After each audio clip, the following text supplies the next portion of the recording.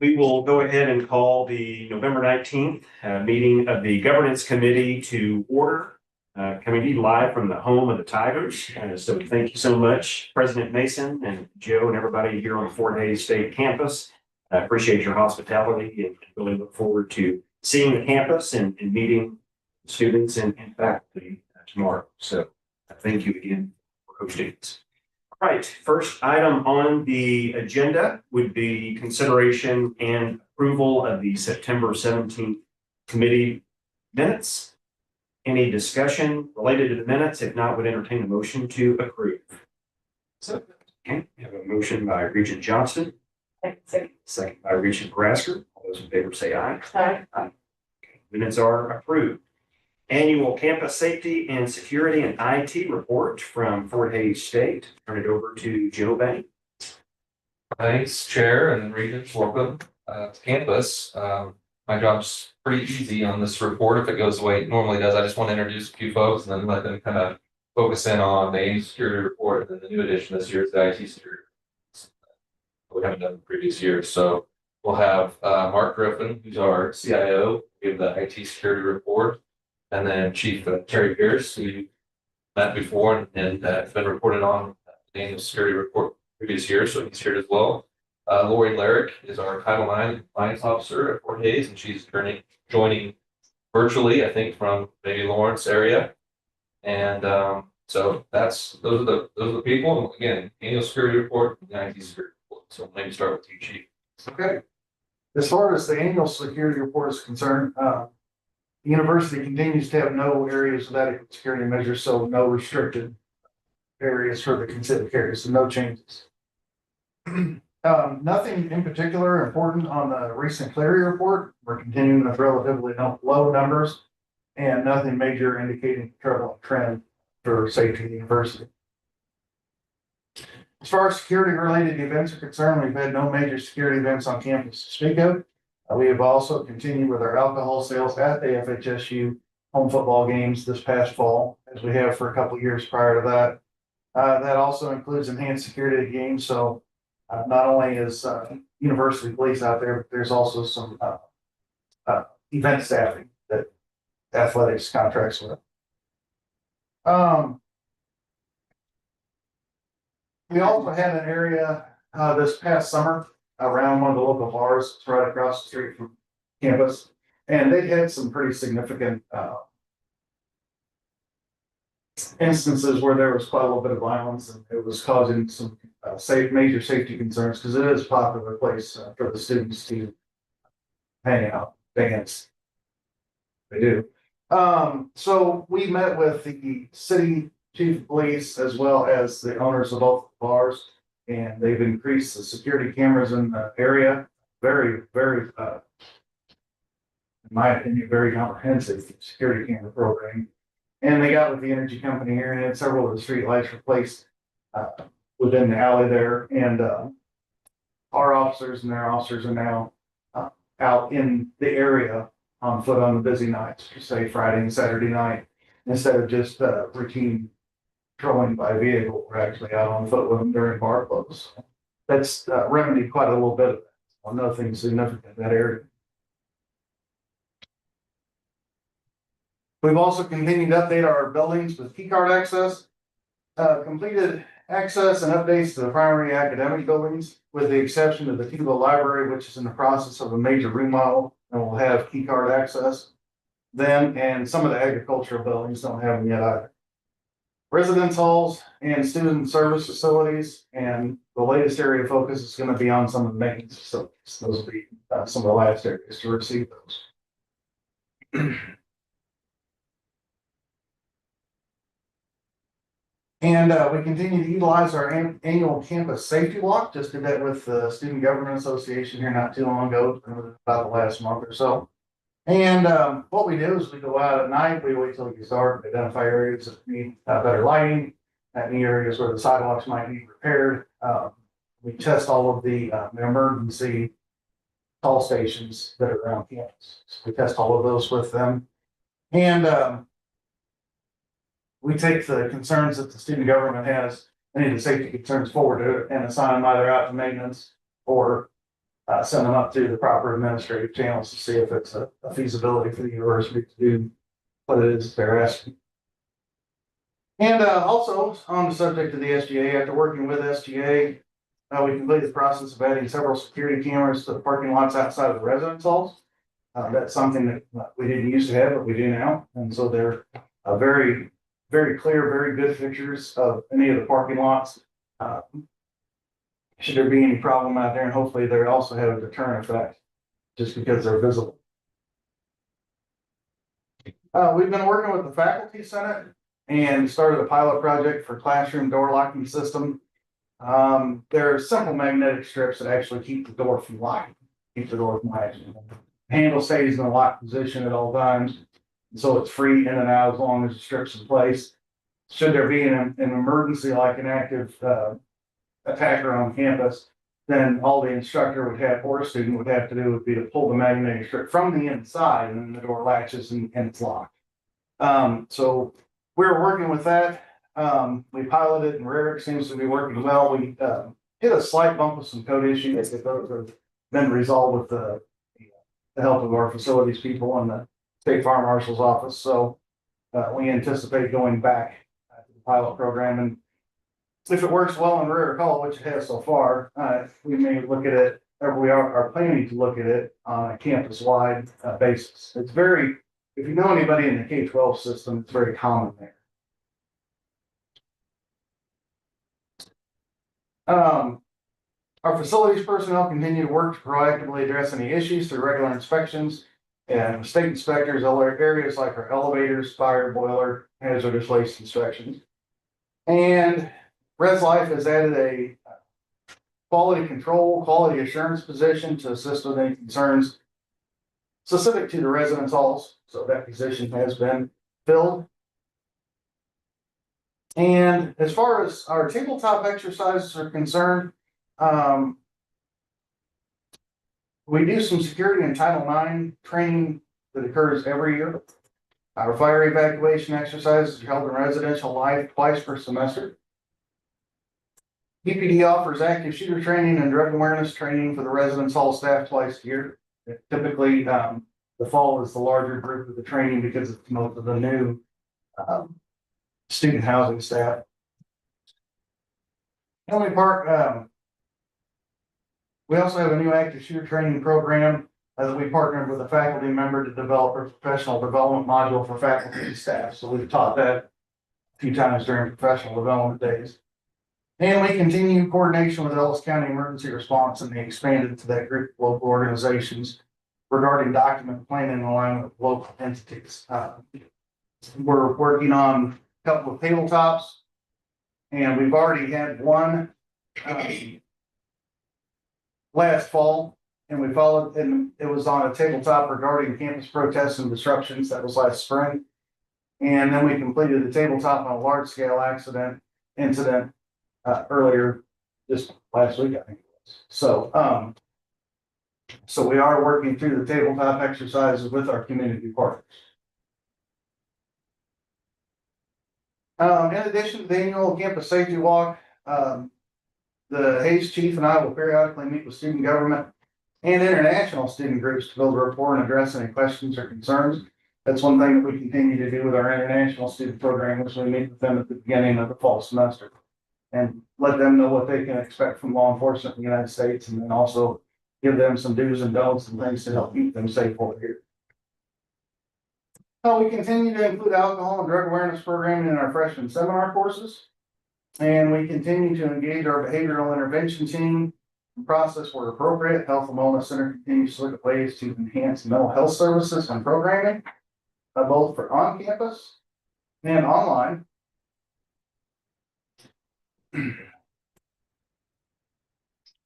As far as off-campus housing is concerned, we do educate, not necessarily go out and proactively educate, but we have a section on our website for off-campus living and general safety tips. We also provide some support and guidance to the students that request assistance in communicating with their landlord. And we refer them to the city of Hayes for safety concerns regarding rental houses off campus. That's all I have in my report. Any questions? Chief, are you fully staffed? I am short just one. And it's a mid-level supervisor, it's a sergeant's position. That's the only one that I have that's open. I do have, one candidate in process now, but he'd be filling it as an officer, not a mid-level supervisor, because he doesn't have experience. So if we wouldn't fill that with a lower paying position as an officer, then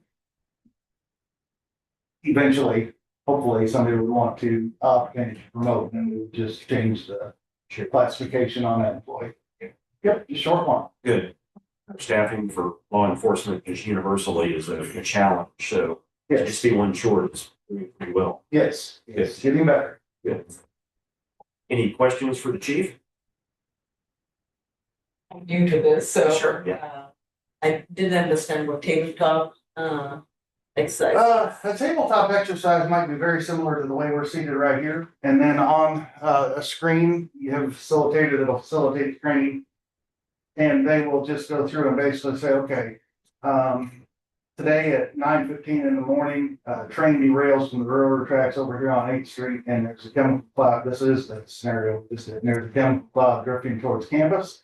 And so we would have law enforcement, one section of the room, university administration in a section of the room, fire department, EMS in different sections of the room. So basically, we collaborate amongst ourselves and respond to the facilitator, how we would handle that, and what the steps would be in our response to it. Simulator. Yes, simulated. Any other questions for the chief? Well, thanks for what you do to keep our students Thank you. safe. Very much appreciated. You're welcome. Mr. Griffith now? Maybe if you don't mind, maybe we'll, have Lori report on the Title IX side of things a little bit. Okay, sounds good. Okay, can everyone hear me okay? Okay, thank you for the thumbs up. I'm Lori. I am the Title IX Coordinator and Compliance Officer, and I'm joining today from the Lawrence campus of KU. I'm at the Heartland Campus Safety Summit from Janice campaign. And so we're talking VAWA, Title IX, Clery, doing all of that today on the beautiful Lawrence campus. We are monitoring pretty consistently, probably similarly to all of the other campuses, monitoring changes should our policies need updated for Title IX. We did do a overhaul in 2020, and so we're still consistently following those 2020 guidelines and the regulations set forth by that. And so we're not looking and not anticipating any policy changes in the near future. We had our very first campus live hearing, so Title IX live hearing this fall. That went relatively smoothly, I guess, for as smoothly as a Title IX hearing can go. We were able to do a deep dive into our procedures, a deep dive into the documents that we hand out for participants. And so there was a lot of administrative work that went into that for our office, where we were able to fact check and double check that we were doing everything properly on an administrative end. But that went smoothly. We are in the process of finalizing some of the appeal paperwork with that. So we will have that under our belt as a check mark. We also were able to collaborate with a significant amount of the other KBOR schools and reaching out to my Title IX peers for some assistance and guidance on, hey, this is happening. How should we handle this? So that gave us a great opportunity, again, to collaborate with some of the other KBOR schools. As far as Title IX training, I am still doing annual training with staff. I think it's their favorite day of the whole year. And so they get to do their annual training. I've been doing smaller department groups this year. Last year, I did some bigger scale type of trainings. And I wanted to focus it down to some department level questions and smaller group settings so that we could have more of that interactive questioning of, hey, this is happening in our department, or I have this specific question. And I felt like that has gone very well. And my trainings have lasted longer, I think, just based on being able to have those more personal conversations with staff and faculty. I'm still doing lots of student training. We have started doing some targeted group training with our student groups, specifically to reach the compliance issues with the Stop Campus Hazing Act. So making sure that we are getting in front of some of those targeted student groups, athletics, Greek life, and SGA, any of those that we felt would really benefit from a more personalized approach to both Title IX training and Stop Campus Hazing Act. We have seen a slight increase in Title IX reports and investigations this fall. We like to think it's because they want to come visit Joe and I, but I don't think that's it. So we'll chalk it up to more awareness and being out and about on campus, and that our trainings are having some effectiveness on the campus level, both with staff and with students. Other than that, continuing to train myself. Joe and I, again, went through the live hearing together, and so we learned a lot through that scenario. And so looking forward to learning more this year and adjusting to the needs of our campus. So that's all I had. Any questions for me? Questions for Lori? Okay, thank you. Good report. Thank you for the work you do. Yes, thank you. Mark, I believe you're up. Yes, I'm Mark Griffin. I'm the CIO here at Fort Hays. I do want to introduce Jason Hexman sitting back behind here. He's our information security officer. And so he's very key in our information security here at Fort Hays, and he assisted me with this report together. So, and if you have tough questions at the end, I'm going to defer to him. Mark, a true leader. This will be a fairly high level. We had a NIST cybersecurity framework assessment conducted by Reuben Brown Consulting this past summer. And we received a maturity rating of 3.29 compared to the K-Board institutional average of 3.22. So that kind of places right in the middle, right about average with everybody else. Obviously, there's still room for significant improvement. Key areas that they identified included the need to revise some of our existing policies and perhaps develop some new ones. In particular, they mentioned cyber supply chain risk management, which Joe and I have been working on that here recently. We are actively working to align our policies with both NIST standards and State of Kansas ITech policies. And we've already made quite a bit of progress in strengthening our documentation and procedures. Some of our successes in the last year or so, we implemented Arctic Wolf, which is a managed detection and response system. It's really had a big impact on us in improving our security. This system, it plays a critical role in identifying and mitigating numerous potential security threats over the past year. And given our limited staffing, for like a dedicated security operations center, we just don't have that kind of staffing. So Arctic Wolf has effectively served as an extension of our team. They provide 24/7 real-time monitoring and alerting with direct outreach on high-risk issues. So if there's a high-risk issue, they contact us immediately. And then they also collaborate with us for any kind of incident response that might be needed. Another success, our Workday ERP system. We've seen some pretty good security enhancements put in place in that, and particularly in safeguarding some of our sensitive employee data. So we've been really happy with that as well. Threats. I don't think these will come as a surprise. Phishing attacks remain the most prevalent threat vector to us. Though phishing now goes beyond email, it includes texting and voice-based attacks. And then the other thing that I don't think will be a surprise either is AI enhanced threats, which can come through these phishing attacks, but are also just on websites. They're everywhere. And AI has just gotten so good and continues to get better and better that it's getting harder and harder to detect malicious communications. As the attackers, they can just craft more convincing messages all the time. So those are kind of our two biggest threats right now. Recommendations for things that we want to either improve upon or continue doing, hopefully, we think well. First, we want to develop that cyber supply chain risk management policy in alignment with NIST and ITEC standards. I know amongst the regions, there's already been quite a bit of discussion about that type of thing anyway. We also need to develop a formal change management policy to ensure consistent and secure implementation of system changes. And then the last recommendation is really just continue proactive patch management. We feel like we do pretty well on that already, but we need to continue that. And we need to ensure that our hardware and software remain current with the latest updates and security revisions.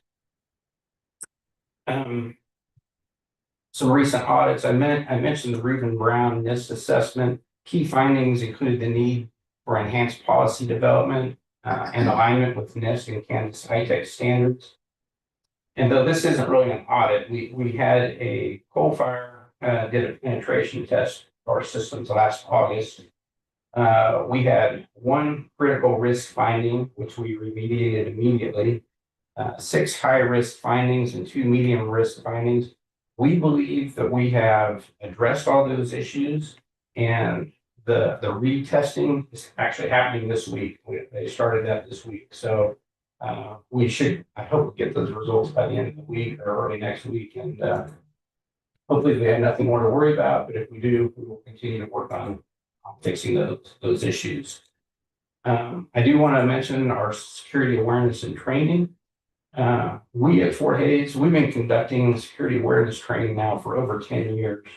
And we're currently in the middle of our annual security awareness training. At last read, we had a little over half of our staff had completed that training. We started it in mid-October, and our goal is to make sure that everybody has it done before we go to winter break. Employees that do not complete the training by that time, they will have their accounts temporarily disabled until they do complete that training. We utilize Litmos security awareness training. It's formerly known as SANS Securing the Human. That's what it's probably better known as. The training is somewhat role-based in that we have about 20 separate modules that everybody takes, but depending on your role, there may be a few extra modules that you have to take. If you're in IT or if you work in finance or different areas, you may have some extra training that you have to take. And that training, all in all, we say it takes about an hour. I've heard a few complaints that it takes a little longer than that, but it's roughly an hour each time. And so, in conclusion, I would just say information security remains a top priority here at Fort Hays State University, not just within tech services, but across our entire campus community. We're committed to at least trying to stay ahead of emerging threats, maintaining a robust infrastructure, and ensuring that our faculty, staff, and students are well informed and equipped to navigate the ever-evolving cybersecurity landscape. Pretty good. That's what I have. Yeah, I would just say thank you for the report. If the board has any questions, I would prefer to do that another time in an executive session. Because Depending on the types of question, I was going to say, I'm not going to ask questions. Yeah. That was one of my concerns coming in, that depending on the questions, we may have to do that. So, understood. Great report. All right, anything else to come before the committee this afternoon? Hearing none, we will stand adjourned. Thank you again for the great reports.